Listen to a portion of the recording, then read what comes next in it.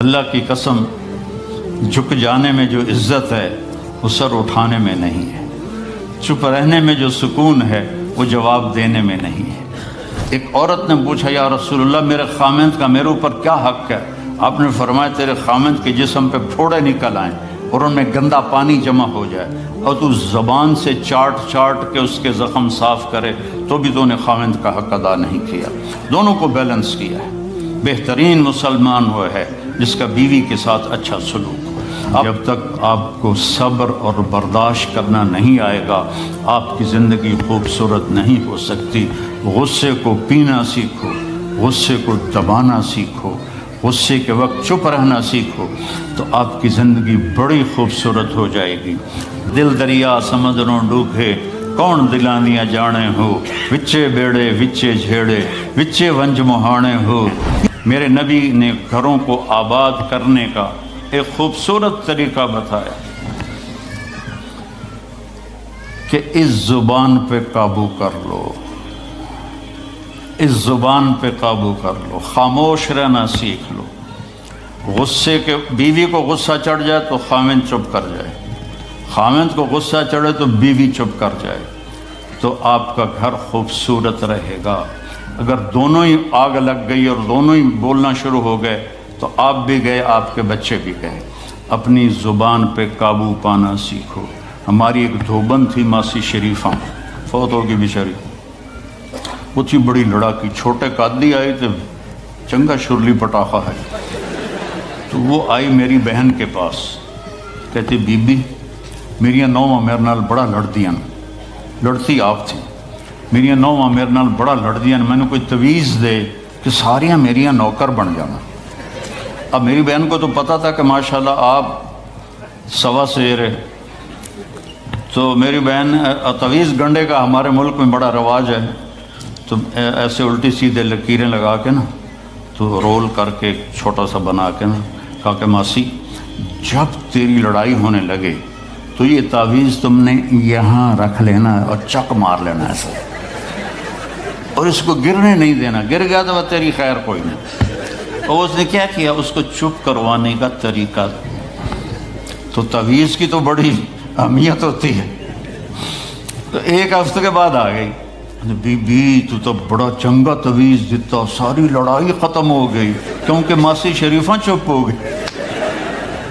تو یہ سب ان عورتوں کو بھی تعویذ دیتا ہوں، ماسی شریفہ والا آپ کو بھی دیتا ہوں۔ ماسی شریفہ والا تعویذ لے لو، آپ کی زندگی بڑی خوشحال ہو جائے گی۔ اللہ کی قسم، جھک جانے میں جو عزت ہے وہ سر اٹھانے میں نہیں ہے، چپ رہنے میں جو سکون ہے وہ جواب دینے میں نہیں ہے۔ آپ خاموش رہنا سیکھو، آپ اپنے بچوں کو عزت دینا سیکھو، اپنے بچوں کو ٹائم دیا کرو۔ یہاں مرد کی بھی جاب ہے، عورت کی بھی جاب ہے، تو بچے نظر انداز ہوتے ہیں، ان کو ٹائم دو۔ میرے نبی نے فرمایا اکرموا اولادکم، اپنی اولاد کو عزت دو، اور آپ نے فرمایا خیرکم خیرکم لأہلہ، سب سے بہترین مسلمان وہ ہے جو بیوی سے اچھا سلوک کرے۔ اور ایک عورت نے پوچھا، یا رسول اللہ میرے خامند کا میرے اوپر کیا حق ہے؟ آپ نے فرمایا تیرے خامند کے جسم پہ پھوڑے نکل آئیں اور ان میں گندا پانی جمع ہو جائے اور تو زبان سے چاٹ چاٹ کے اس کے زخم صاف کرے تو بھی تو نے خامند کا حق ادا نہیں کیا۔ دونوں کو بیلنس کیا ہے۔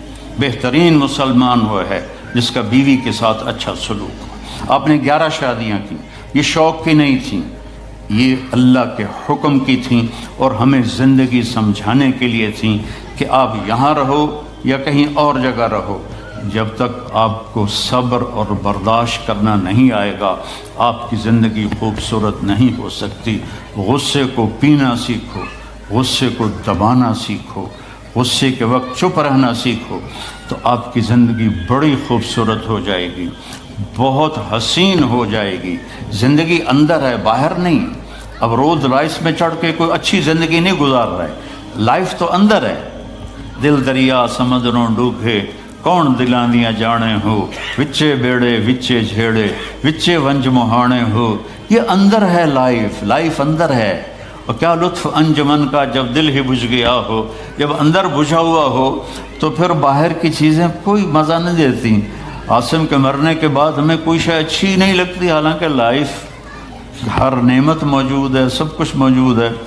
میرے بیٹے کا نام عاصم تھا جو فوت ہوا ابھی جب 36 سال کی عمر میں، تو کوئی شے اچھی نہیں لگتی کہ اندر ویرانی آ گئی۔ یہ اندر میں خوشحالی ہو، اس کے لیے صرف ایک ہی دوا ہے، وہ ہے محمدی بننا اور محمدی اخلاق کو اختیار کرنا، اللہ کے نبی کے طریقے پر چلتے ہوئے اپنی جان سے لڑائی لڑنا۔